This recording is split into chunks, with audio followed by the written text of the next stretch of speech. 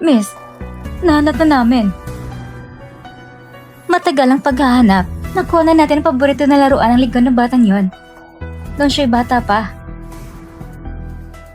Aalahanin nito ang kanyang nakaraan para magamit natin siya.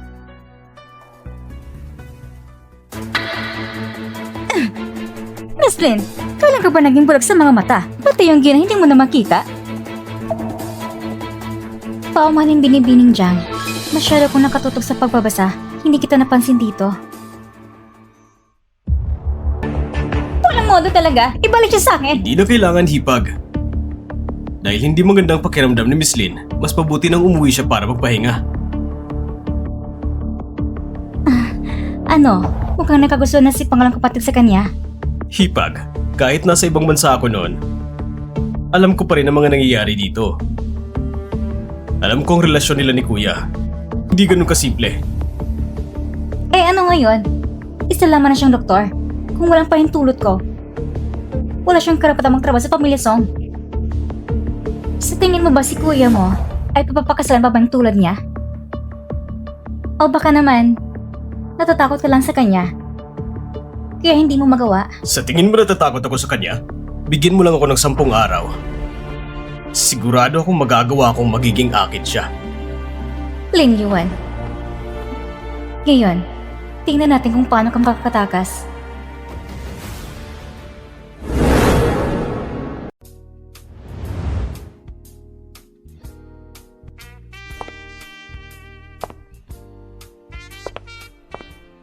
Sir, tumawag si Miss Jiang. Sabi niya, nagana siya ng tanghalian.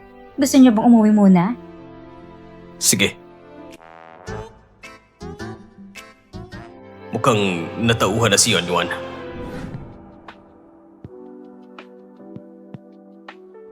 Moshing, alam kong nagkamali ako. Hindi ko dapat hinayaan na magduda ko ng sobra. Alam ko, sa puso mo, ako pa rin pinakagusto mo, hindi ba? Siyempre naman.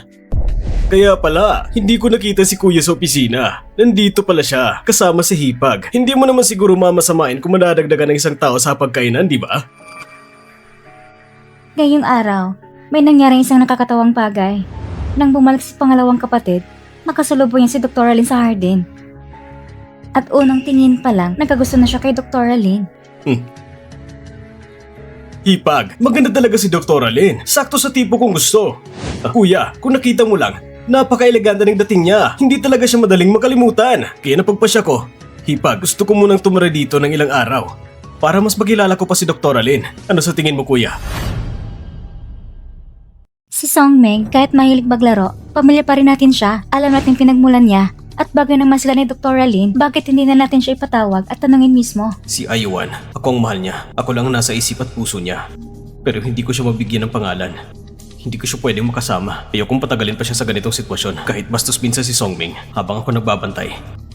Para kay Ayuan, magandang pagkakataon na yun. Pwede din naman. Sige. Salamat, Hipag. Salamat din, kuya. Muching, ipapakita ko sa'yo ang tunay na pagkatao ni Lin Yuan.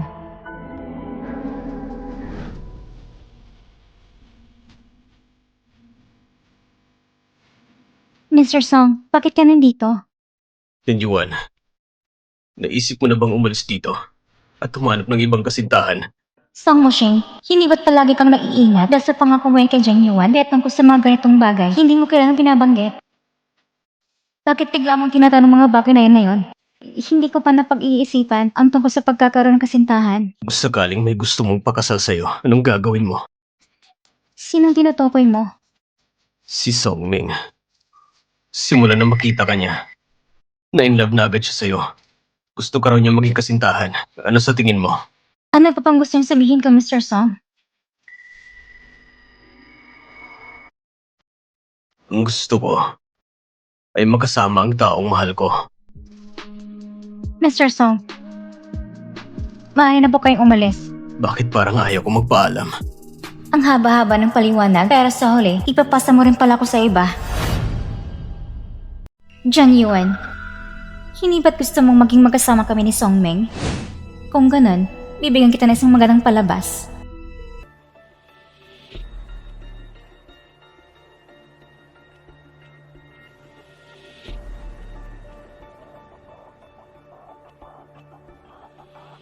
Dr. Lin, ang tagal na nating hindi nakita. Hindi ka naman siguro pumunta dito para sa akin, di ba? Nandiyan ang kaibigan ko. Bitawan mo ko. Dr. Lin, huwag ka na maging kabit ng kahit sino. Mas mabuti pang sumama ka sa akin. Mas okay ako kaysa sa malamig na si Song Moshing. Bakit naman ako magpapapakatanga at hindi pipili ang tagapagmana ng Song Group? At pipiliin ko isang ampon na tulad mo. Ngayong araw, gusto mo man o hindi, kailangan mo sumunod. Songming! Bitawan mo ko! Ayop ka! Bitawan mo ko! Bitawan mo ko, Songming! Bitawan mo ko, Songming! Ayop ka!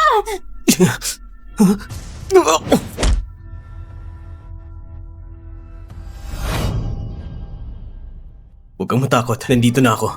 Mabuti na lang tumading ka. Songming, akala ko pagbalik mo sa ibang bansa, babaguhin mo ng masamang ugali mo ng mga pinambabae. Pero mukhang hindi ka pa rin nagbabago. Siya ang unang nangakit sa akin. Gusto lang niyang kapangyarihan at kayamanan. Hindi totoo yan. Magtiwala ka, ibibigay ko ang hustisya para sa'yo. Bibigyan ng hustisya, ha? Sige. Oh, kayong lahat! Tumingin kayo sa akin! Tumingin kayo dito! Ang mabuting kuya ko, siya'y umiibig sa aking hipag. Sa bahay, hindi bumababa ang bandera. Sa labas, nagliliparan ng banderola. Ha? Song Moshing. Kahit taga-song ako, dapat may bahagi rin ako ng mga ari-arian ng song. Karapatan ko rin yan.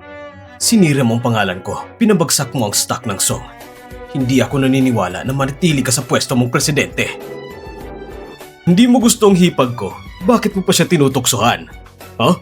Kuya, hindi ba ka gusto mo lang maglaro ng marami? Makapangasawa ng kaligayahan kasama ang iba. Si Songmeng naman, hindi gaya na pinagsasabihan sa labas na wala siyang kakayahan, mukhang si Jiang Yuan ay naglaro na isang pangalan na di niya kayang harapin.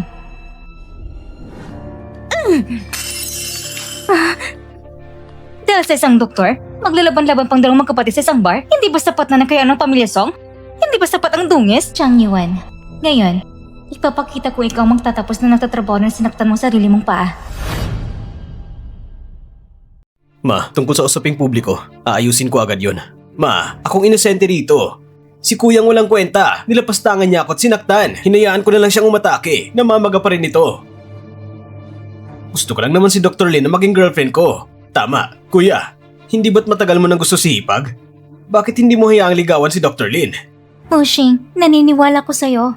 Huwag mong isipin na hindi ko lang mga ginagawa yung lihim. Kaya ka binubugbog ng kuya mo. Tama lang yon.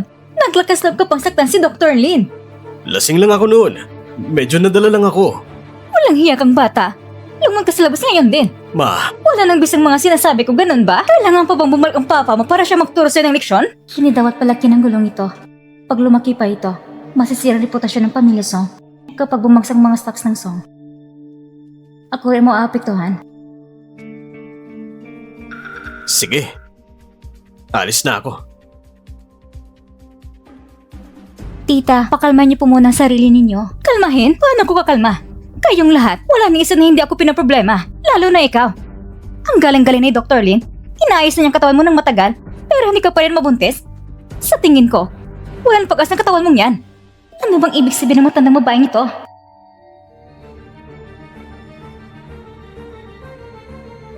Simula ngayon, dito ka muna sa lumang bahay para tumulong.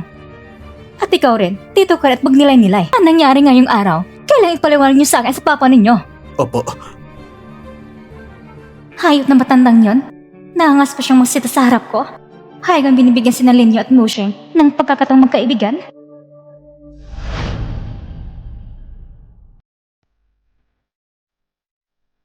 Ginang.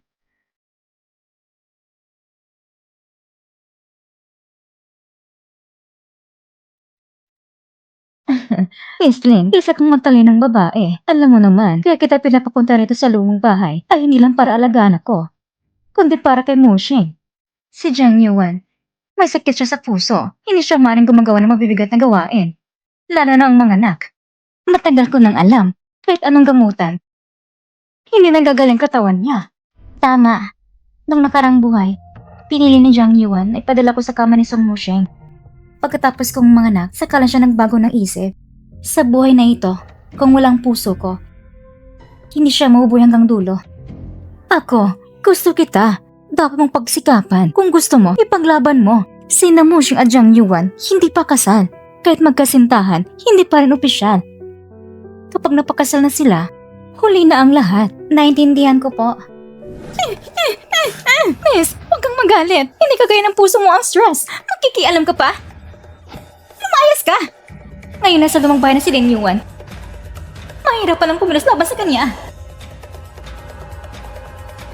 Yung mga tao pinapahanap ko, nahanap mo na ba? Kailang operasyon? Pagkalipas ng isang buwan. Lin Yuan, kung ganun, may isang buwan ka pa para mabuhay. Pagkalipas ng isang buwan, iyon ang araw ng kamatayan mo. Ngayon, ako at si Jiang Yuan ay tuloy na nagkasama ng loob. Gustong gamitin ako ni Ginang Song para labanan si Jiang Yuan at gusto pa niyang ipanganak ko ang anak ni Song Moshing. Ang galing talaga niya magplano kung babase sa oras na nakaraan ng buhay ko. Sa oras na ito, ang Song Group ay pumirma na isang kontratang halagang mahigit 1 bilyon at nakakuha ng patent sa teknolohiyang pang-impormasyon. Si Song Moshing ay magiging abala sa labas. Kung makakasama ko sa kanya, maiiwasan kong atakin ni Jiang Yuan.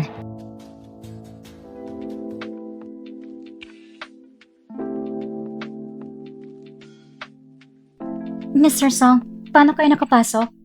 Natatakot ka siguro sa nangyari ngayon. Basta't nandito kayo, wala akong kinakatatakutan.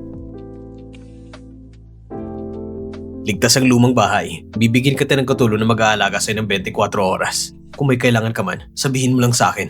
Basta't kayo manatili lang sa tabi ko, kontento na ako. Mabuti, simula bukas, lagi ka nang sasama sa akin. Bilang aking personal na sekretarya.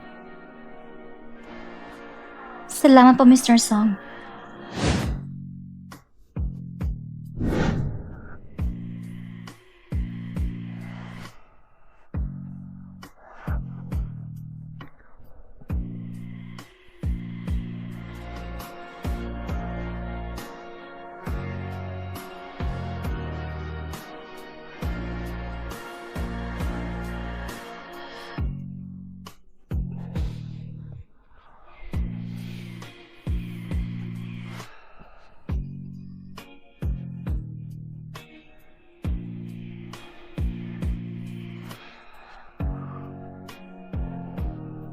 Jiang Yuan, paano na para hulihin ka? Miss, halika. Tikman mo ito. Matamis ito.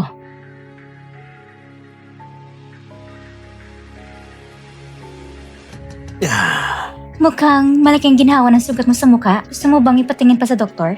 Baka may payo pa siya. Nagbibiro ka ba? Kung may gusto kang sabihin, sabihin mo. May isang bagay kasi akong gustong ipatulong sa inyo. Isa lang akong ampon. Walang kapangyarihan, walang pera, walang katayuan. Paano ako makikipagtulungan sa inyo? Nitong mga nagarang araw, si Lin Yuan ang naging sekretarya ni Moshing. Magkakadikit silang dalawa sa kumpanya. Ngunit kung sa loob ng kumpanya, nagkamali siya ng isang hindi mapapatawad na pagkakamali. Papalis na siya ng pamilya Song. At pagdating noon, wala na siyang anuman. Kapag muling lumitaw ka, kusang loob siyang susunod ng maamo sa'yo. Pagdating ng sandaling iyon, maaari mo na siyang pakitungan ayon sa gusto mo. Tunay nga, napakalusog ng puso ng isang babae. Buti na lang, pinili ko mula simula hanggang sa wakas ang kapangyarihan at katayuan. Kaya, meron ba kayong isang magandang paraan para mapayag si Moshing na pakawalan siya? Si Moshing, kamakailan lang ay nakakakuha siya ng isang patent sa teknolohiya ng malaking tulong sa panaliksik ng grupo. Ngunit, kung patent na ito ay mawalang dumating sila niyon sa kumpanya, sino sa tingin mong mananagot? Jiang Yuan, itong pagkakataong ito, malaking tulong mo talaga sa akin na kaya mo pang ibunyag sa akin ang usaping kontrata ni Song Moshing. Sadyang ang babae, puro gulo lang ang alam gawin. Madaling mahulog sa patibong ng panlilinlang.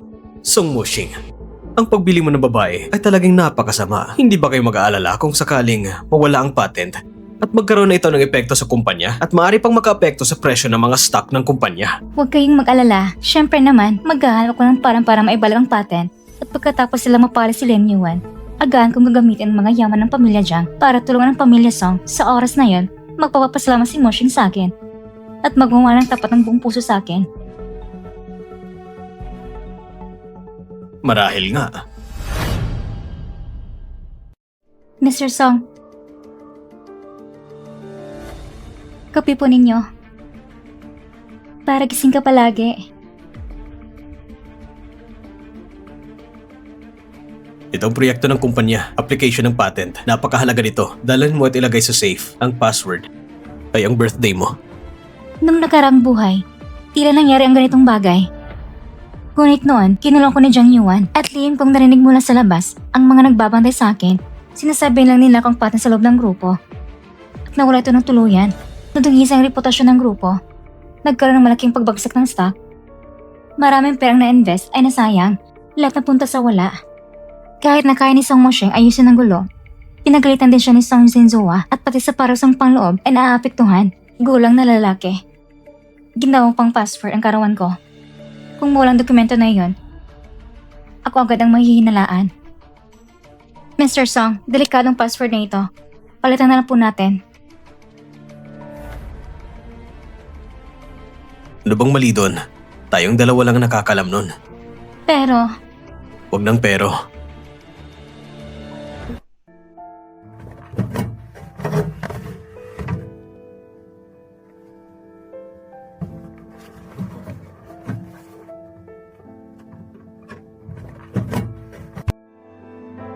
Halika, kumain tayo. sige. Tara.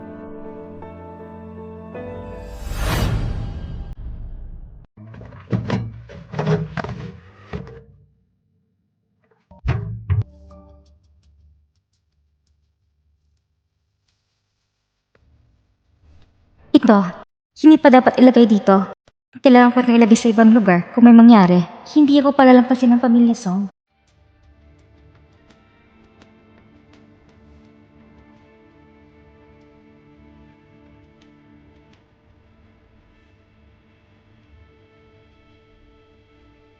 Ang pinakadelikadong lugar ay kadalasang pinakaligtas. Manager Wu, hinahanap mo bang presidente?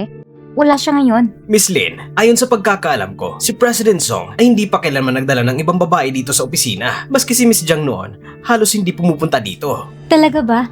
Oo nga. Kaya naman, kayo ba ang girlfriend ni President Song? Kailan ba kayo nagkakilala? Saan kayo nagkakilala? At gano'n nakatagal? Kung wala akong alaala ng karang buhay, iisipin ko talaga na si Manager Wu ay isang kasama lang na mahilig sa chismis. Pero sa totoo lang, malayang kamag-anak siya ni Jiang Yuan. Matagal na kaming magkakakilala. Pagdating na 1 linggo, kapag kaarawan ko, sakto, 1 taon na. 1 linggo pa.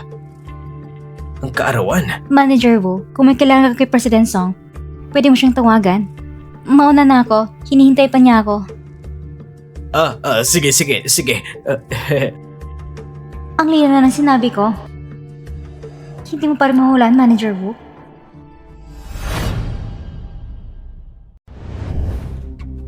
Oh, Shing, masakit ang dibdib ko.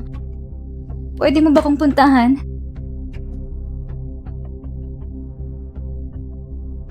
Ilang araw ka nang sumasama sa akin sa trabaho. Napapagod ka ba? Hindi naman. Basta makasama kita. Pinakamasaya na ako. Ayuan, huwag kang mag-alala. Hindi kita bibiguin. Alam ko, hindi mo ko bibiguin.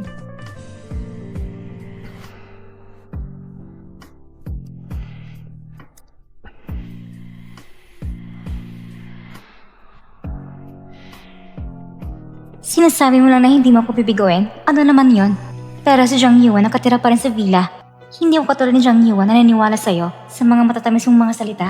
Gusto kita at gusto ko ang posisyon ng batang gina ng pamilya Song.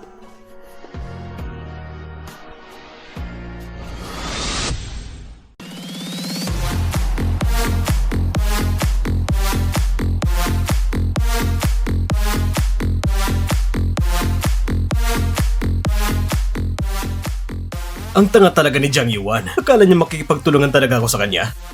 Wala siyang alam na si Manager Wu, nabili ko na. At saka ngayon, ang patent. Mwah! Nasa kamay ko na. Kapag nalaman ni Song Moshing, siguradong magkakagulo ang kumpanya dahil wala ang patent. Pag lumabas ako sa oras na yon, ako ang magliligtas sa sitwasyon. Ang lahat ng meron ng pamilya Song, magiging akin! Tara! Sayawan natin to! Para sa Pamilya Song.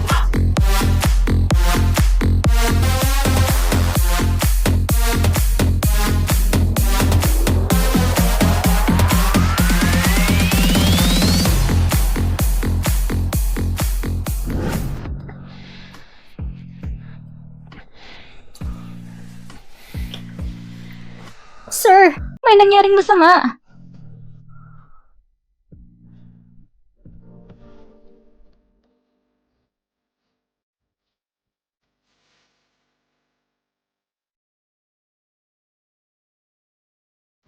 Sa oras na ito, malamang nalantad ng pagnanakaw ng patent, lumabas ng balita. Si Manager Wu, hingi na sa yung pagsisikap ko. Moshing, ano nangyari sa pagnanakaw ng patent? Paano ito nangyari? Ang password ng safety vault mo, ganun na lang magkadaling mabuksan? Nasa ibang bansang papa mo, hindi makakauwi. Pero kailangan mo ayusin ito agad. Moshing, bukod sa'yo, sino pang nakakalam ng password? Kailangan nating mahuli ang traitor. Ako at si Lin Yuan lang ang may alam. Pero nito mga araw nito, lagi siyang kasama ko. Wala siyang oras para gumawa ng krimen. Kahit magkasama kayo, pwede pa rin niyang sabihin sa iba, hindi ba? Pero, may punto rin siya. Tama rin sinabi niya. Nasaan si Lin Yuan ngayon? Siya ang pinakamalaking pinaghihinalaan. Ipatawag mo siya dito. Ako mismo magtatanong sa kanya. Opo, madam. Lin Yuan. Ngayon, wala ka ng swerte. Nagpapahinga na siya. Noon, si Song Moshing para sa akin, hindi ko nakita nilabalang si Song Len sa matandang hindi mamatay. Tama nga. Dapat noon pa, tinapos ko ng buhay ni Lin Yuan. Gusto ko pang kunin ang puso niya. Pero hindi ko akala magiging problema siya. Moshing, tungkol sa'yo at kay Lin Yuan. Pwede ko yung palampasin. Pero hindi kita hayang pabayaan mong lahat ng ganito na lang.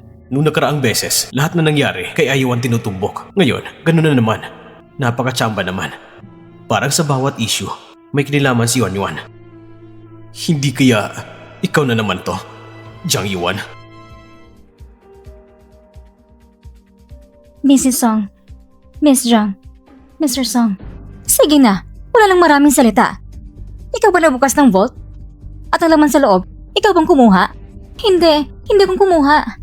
Dr. Alin, matagal ka na nagtrabaho sa Pamilya Song. Kung may problema ka, pwede mong sabihin sa amin. Hindi mo kailangang magtaksil dahil sa malit na kapakinabangan. Yuan Yuan, hindi pa malinaw ang nangyari. Huwag ka muna magpadalos-dalos. Nag-alala ko para sa'yo. Nung nalaman ko na may problema sa Pamilya Song, agad kong sinabi sa papa ko para tulungan ka. Paano mo naman ako masisigawan ng ganito? Sige na, nag-alala rin si Mosheng. Hindi niya ganang ibig sabihin. Dr. Lin, ikaw lang nakakaroon ng password ng vault. Kahit anong pagtatanggi mo, ikaw pa rin pinakamalaking pinaghinalaan ngayon. Bago matus ang bagay na ito, magpapadala ko ng tao para palagi kang bantayan.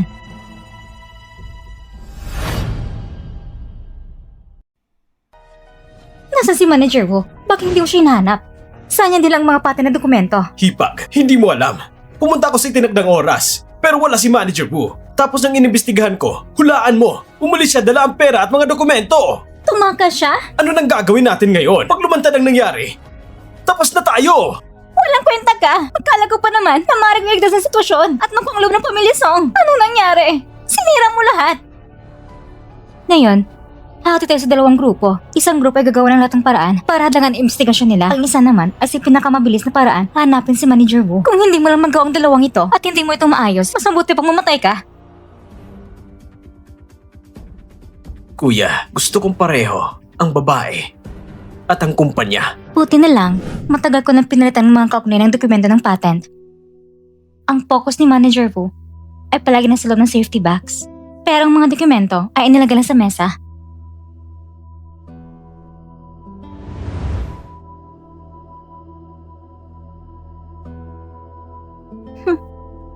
Sa oras na ito, dapat na nakita ni Song Moshi ang mga dokumento sa mesa. Nagsimula ng operasyon ng paghuli.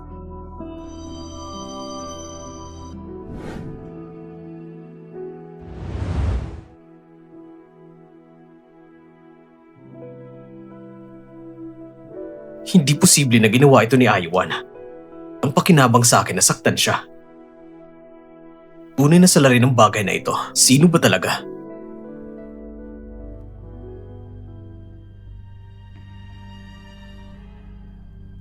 Regalo para sa akin?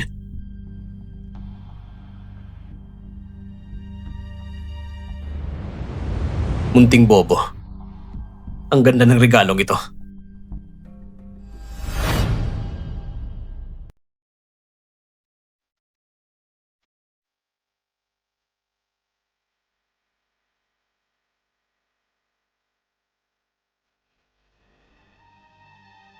Anong sabi mo?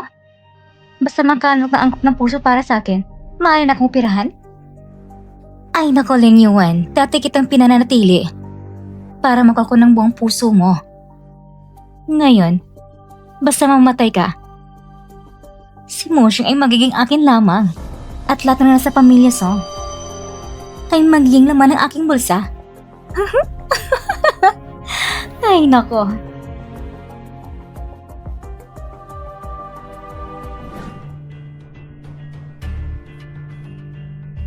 Alam na ni Aiwan na mananakaw mga dokumento. Hindi ko nalaman agad. Nung araw na bumalik ko sa opisina para kumuha ng gamit, nakita kong kaya nahinala si Manager Wu, kaya naisip ko na hindi ligtas ang dokumento sa lugar na yon. Si Manager Wu? Si Manager Wu ay tao ni Jiang Yuan. Kaya lahat ng ito ay gawa ni Jiang Yuan. Pero bakit niya gagawin ito? Para ba gumanti sa akin? O kaya kasalanan ko? Ako ang nakapirwisyo sa'yo. Aiwan, huwag kang mag-alala. Tutulungan kitang mabawi ang hustisya mo. Minsan, hindi na kailangan ipaliwanag masyado. Sapat ng pahiwatig.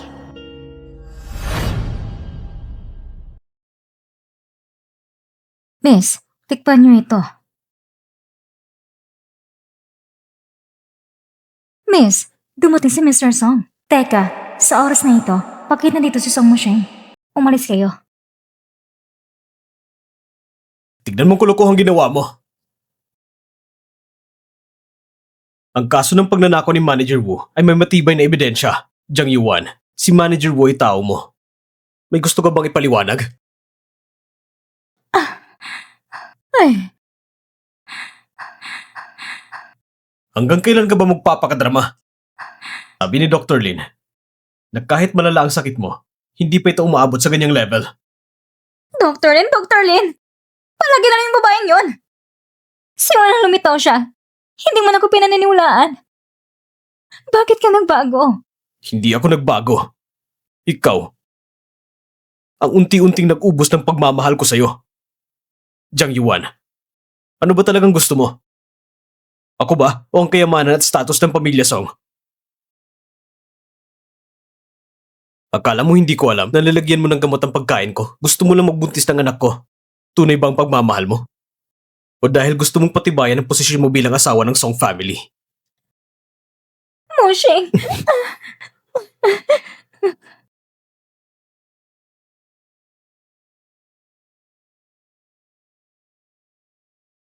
Jiang Yuan, tapos na tayo.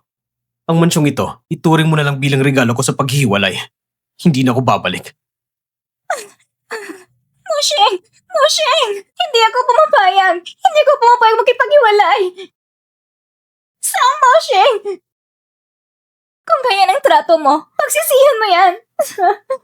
Hindi ba gusto mo si Lin Yuan? Kung ganon, sisirain ka siya! Simula nang pumasok siya sa pamilya Song, sisila na siya ng puso ko.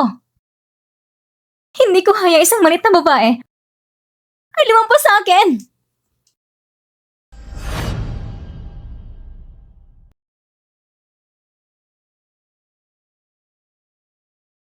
Tungkol sa mansyon, hindi na si Sir doon. Narinig ko, nakipagwala siya kay Miss Jiang. Dr. Lin, mukhang naging successful ka na rin. Ganun ba? Wala na si Miss Jiang. At gusto ka na, Sir. Hindi ba't natupad ang gusto mo? Natupad ba talagang nais ko? Ano natupad ang gusto ko? Sa nakarang buhay ko, inabuso ako, nawala rin anak ko. Inalis ang puso ko at ikinulong pa ako sa madilim na kwarto. Nang buong 1 taon, ang mga pang-aabig kay Jiang Yuan ngayon na hindi umabot sa isang bagay ng mga piraso ng sakit ko noon.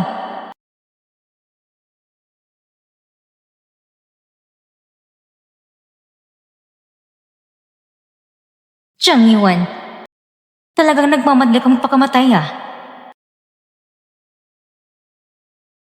Mr. Song, may nahanap kami tungkol sa lokasyon.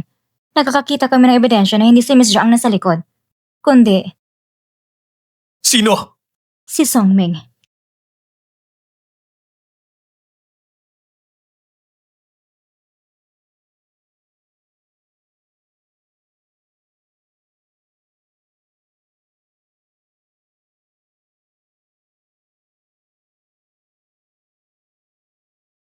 Oh, andyan ka na pala kuya. Huwag mong tawagin kuya. Wala akong kapatid na kagaya mo. Anong problema mo, Moshing? Si Songming kapatid mo. Kung ayaw ni kuya, hindi ako kapatid niya. Ikaw ang nag-leak ng patent information?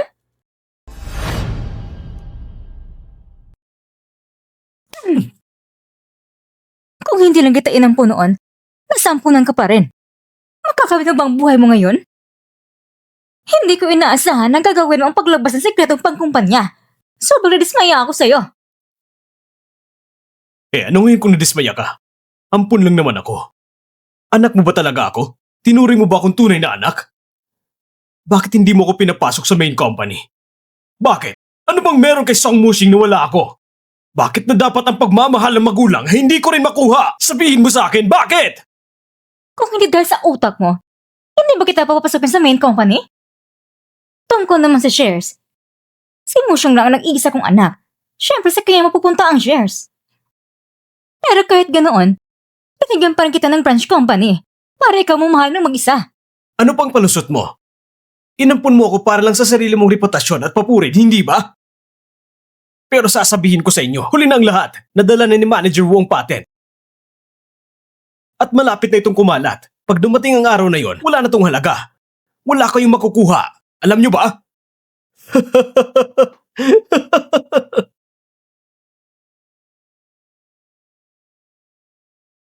Songming, hindi mo man lang ba titignan na maayos ang laman ng dokumento?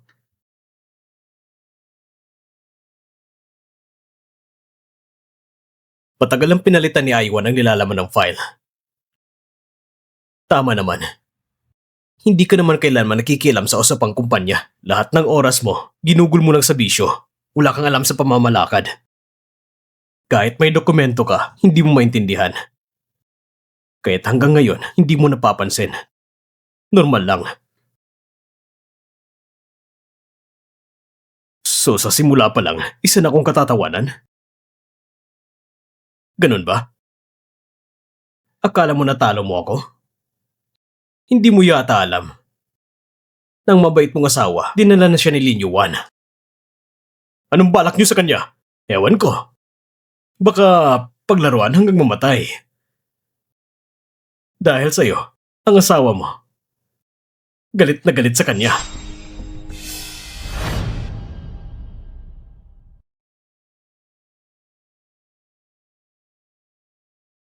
Miss Zhang. Lin Yuan. Magaling ka talaga ha. Ang tagal ko ng pinagtrabahuan para mapasag si Song Musheng. Hindi ko akala isang buwan lang. Napahulog mo siya ng todo. Mukhang kailangan ko pa magpapasalamat sa pagpapalaga mo ng Miss Zhang. Kung hindi dahil sa'yo na pinayagan ako maging family doctor, habang buhay ko siguro hindi magkakilala si Song Musheng. Tumigil ka sa pagpapanggap. Ano bang malang parang ginamit mo para lang gawin siyang mabilis na mainis sa akin? Siyempre ikaw. Ang paisa-isa nagpalapit sa kanya sa akin. Sa tuwing binibigyan mo siya ng gamot. Pero hindi mo naman kayang patigilan ang init. Sinamantala kong pagkakataon. At unti-unting kinuha ang lahat ng benepisyo. Ikaw! Hindi ka makatakas, Lin Yuan. Una ko pala napili ka bilang family doctor ko. Hindi dahil sa galing mo. Kundi, kung nitugmang puso ko sa'yo, kapag inalagaan mo ako, parang mo na rin inalagaan ang sarili mong puso. Alam mo lahat ng tungkol dito. Bakit nanatili ka pa rin sa tabi ko? Ibig sabihin, lumapit ka kay Song Musheng. Nagkunwari gusto mo siya. Lahat yun ay peke. Hindi ba gusto mong puso ko? Jiang Yuan, kung hindi ka kikilos, mawawala ka ng pagkakataon. Miss, kahit alam niya o hindi, wala rin ibang makakuha. Kung hindi mo makuha ang puso niya, hindi ka mabubuhay.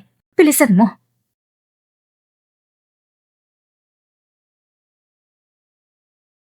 Nabiktima ka, Jiang Yuan.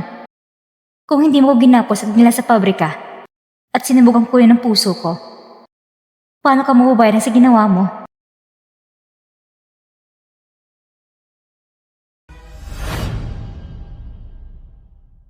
Sabihin mo kung nasan sila. Song Moshing, kung ang dalawang babaeng mahal mo ay magsasagupa sa isa't isa, sinong pipiliin mong unahing iligtas? Sabihin mo kung nasan sila. Sabihin mo kung nasaan ang iyong anak na babae. Kung hindi, kakinsilahan kong lahat ng operasyon ng pamilya sa Atjang. Nasa underground clinic sila, Moching.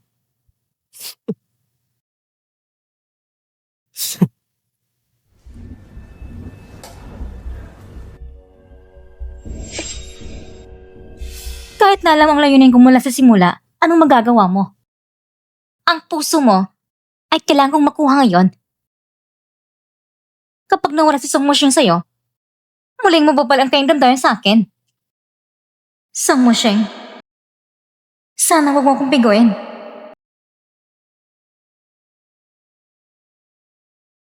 Alam mo ba kung paano kong nahulaan na iniiwan mo ko sa tabi mo para sa puso ko?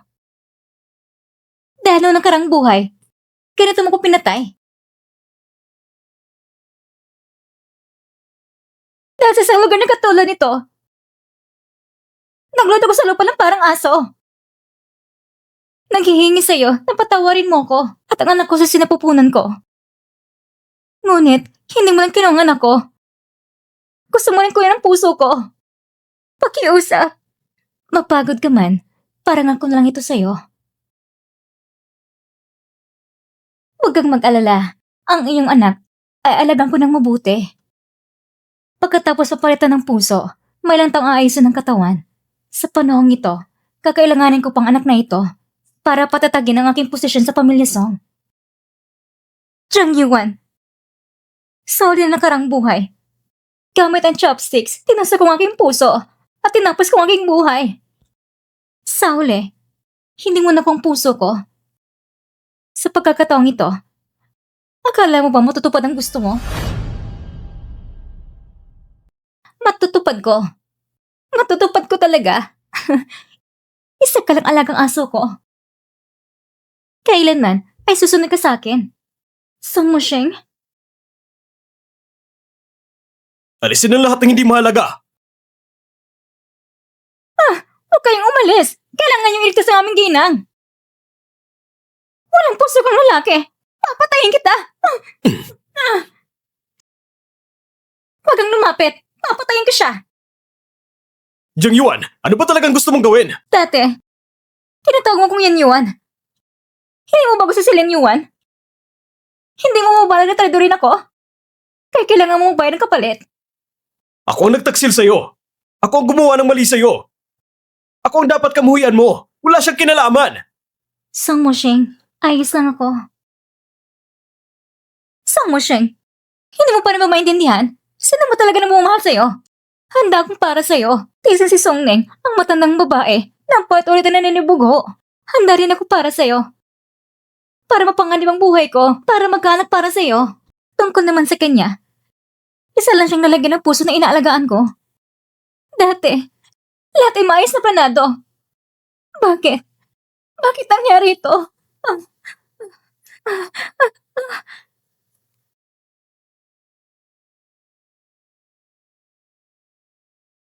Ayos ka lang ba? Akala ko, kahit makita mong balita, hindi ka na darating. Pagkatapos ng lahat, si Jiang Yuan na nagdukot sa akin. Tanga. Nandito ako. Hindi ko hahayaan na may manakit sa'yo. Song Moshing, napapansin ko si Jiang Yuan parang hindi magandang pakiramdam niya. Kahit gusto niya kong pasamain, pero gusto lang niyang mabuhay. Dalhin na natin siya sa ospital. Aywan. Ang bait mo naman. Jiang Yuan, wala na sana akong pakialam sa'yo. Pero dahil nakiusap si Ayuan, magpapahanda ako sa'yo ng professional na doktor. Tara na. Song Mushing, napaniwala ka sa kanya. At nahulog ka sa isang manloloko.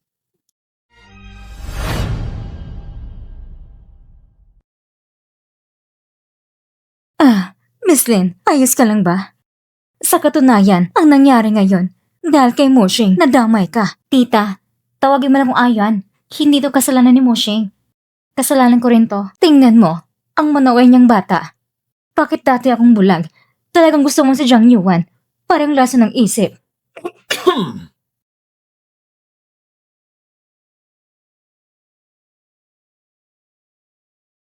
Ma, tungkol kay Songming, anong balak mo para ayusin siya? Siya. Dahil pinalagi ko siya ng maraming taon, may nararamdaman na rin ako.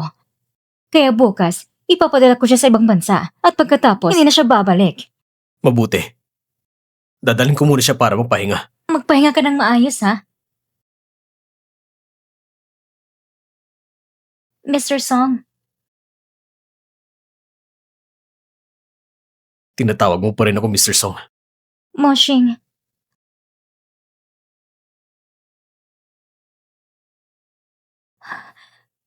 Ang laso na ito ay iniwan mo nung unang halik mo sa akin. Palagi ko itong tinatago. kaya pala. Matagal man akong tinatarget.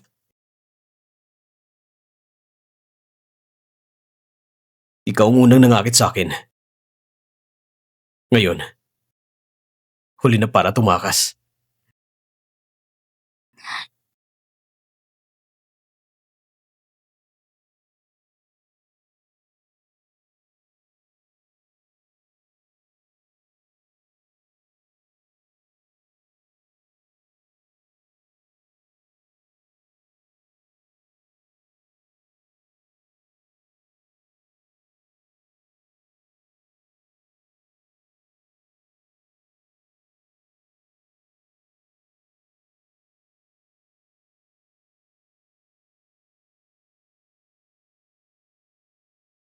Song Mushing, ang namumuno sa larong ito ay palaging ako. Akong dandang nag-aakit sa'yo. At nawala ka sa aking bitag.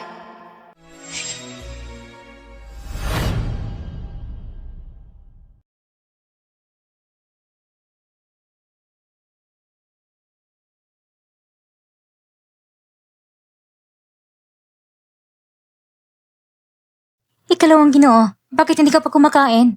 Napatay na ba si Lin Yuan? Hindi pa. Sagutan lang si Miss Lin. Naseta siya ngayon. Ang babae na Jiang Yuan. Hindi pa niya kayang ayusin ang isang babae.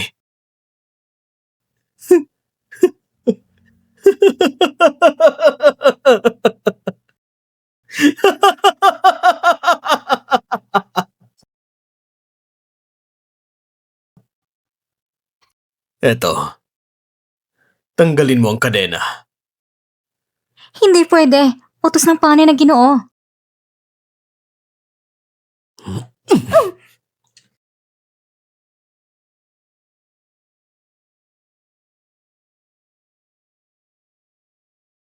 Niya kayang ayusin yon? Kung ganun, ako na lang ang gagawa.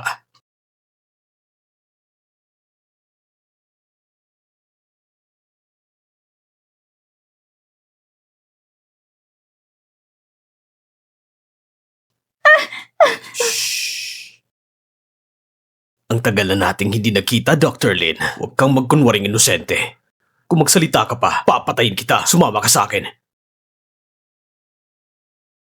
Songming, anong ginagawa mo? Bitawan mo siya! Kuya, kung hindi mo naiintindihan ang sitwasyon, nasa aking mga kamay ang babae mo ngayon at aakusahin mo ako na ganon? Ano bang gusto mo? Ano bang gusto ko?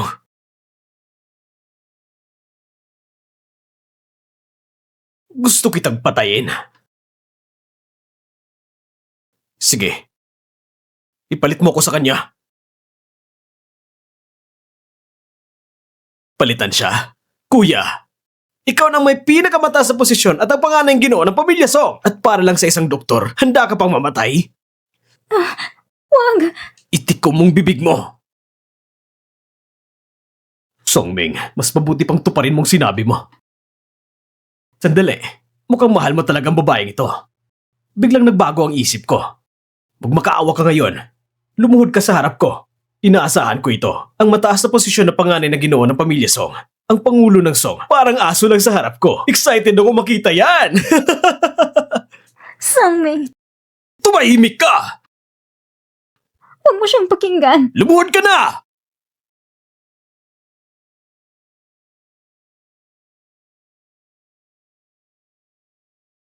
Bitawan mo siya.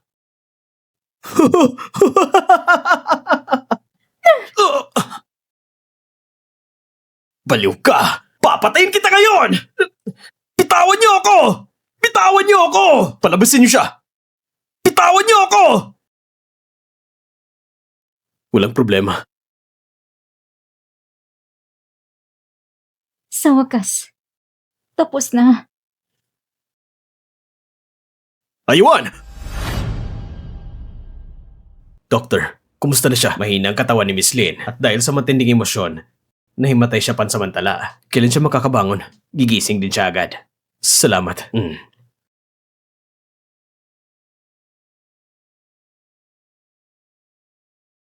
Aywan, ako nagkamali. Hindi kita nalagaan ng maayos. Kaya nagkaroon ng pagkakataon si Jiang Yuan.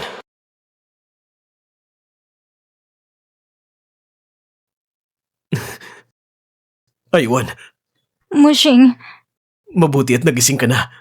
Aywan, noon ako'y nagdalawang isip. Kahit na palagi kitang gusto, pero hindi kita mabigyan ng pangako. Kaya't napahamak ka at nakidnap ni Jiang Yuan. Halos mauwi sa kapahamakan. Aywan, pakasalan mo ako. Ipapangako ko mula ngayon, ikaw lang ang mamahalin ko.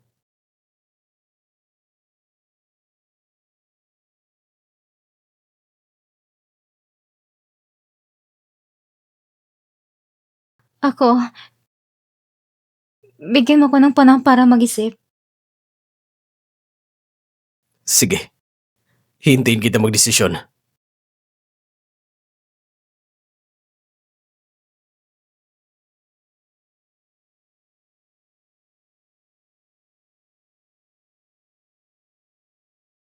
Hanapin mo si Lin Yuan. Ang kanyang puso ay dapat sa akin. Dapat sa akin. Miss Jiang, ang iyong puso ay halos bumibigay na kung hindi ka makapag-transplant agad. Siyempre. Akala mo ba hindi ko alam yun? Sino bang nag-lockdown sa buong ospital? Ang pamilya Song. Miss Jiang, itigil mo ng pagiging baliw mo. Hindi kami gagawa ng masakit sa iba. May nag-propose. Sino? Si Mr. Song. Tara, tingnan natin.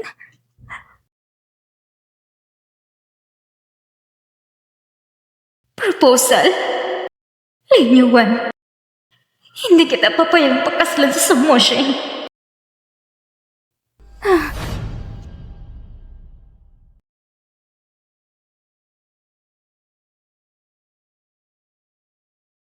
Lin Yuan, pinagkaitan mo ako ng lahat.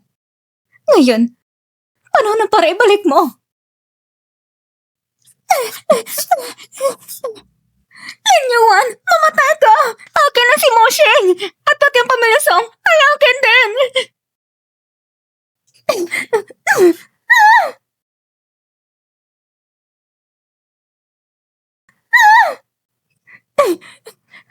Lin Yuan, baliw ka! Sasapalan kita! Jiang Yuan, nabaliw ka na ba? Ano ang hindi ko kayo gawin? Matanda ka. Dapat siyang mamatay. Pati kayo. Pinili niya siyang paniwalaan kaysa sa akin. Walang kwenta kang nilalang. Kung ipupatuloy ko maging baliw, talagang ipapadala ka sa mental hospital.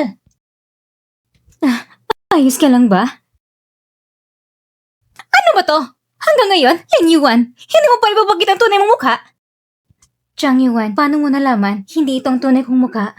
Sinasabi mo na gusto mo si Moshing.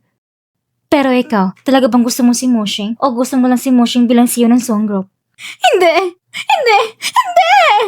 Anong karapatan mo para husgahan ako? Akala mo bakit siya lumapit sa'yo? Ginawa niya yon para gumanti sa akin. Nung nakarang buhay, pinatay ko siya. Ngayong buhay na ito, inango kaya mula sa akin. Para lang gumanti sa akin. Hindi nakapagtataka, kaya pala hindi niya tinanggap ang proposal ko. Kasi, hindi siya tunay na umiibig sa akin.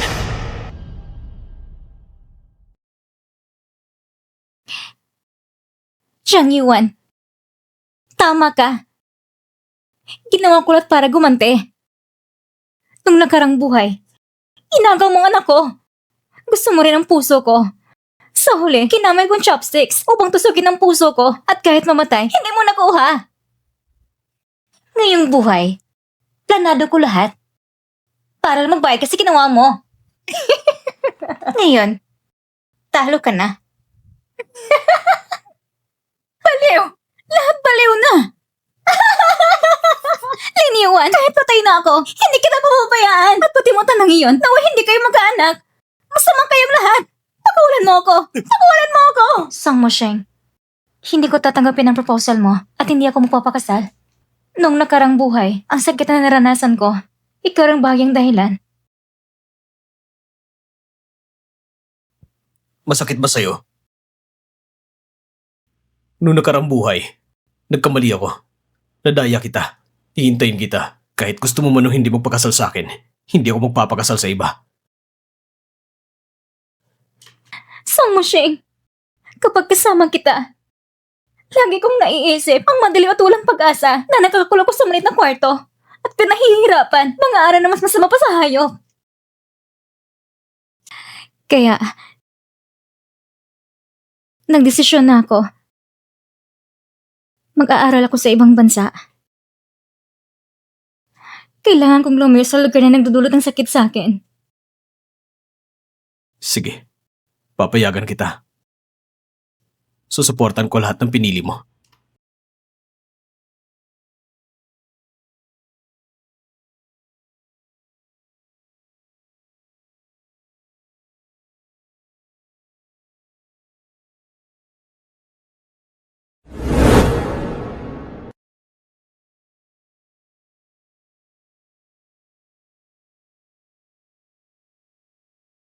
Aywan, saan ka pupunta?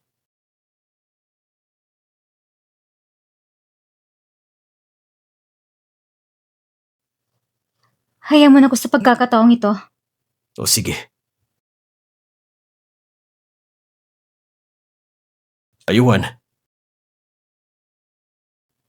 Ihintayin kita palagi.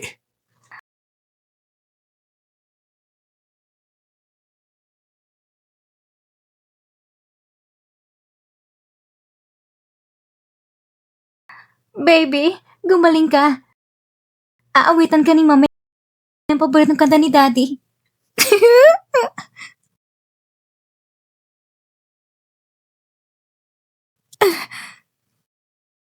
Huwag kang lalapit! Huwag kang lalapit! Huwag mong kunin ang anak ko! Anak! Peke ang anak! Peke ang anak! Ang anak ko! Ang anak ko! Wala nang lahat! Wala nang anak ko! Hindi na ako mamahalin ni Mosheng! Wala akong magagawa sa lahat ng bagay ng pamilya Song!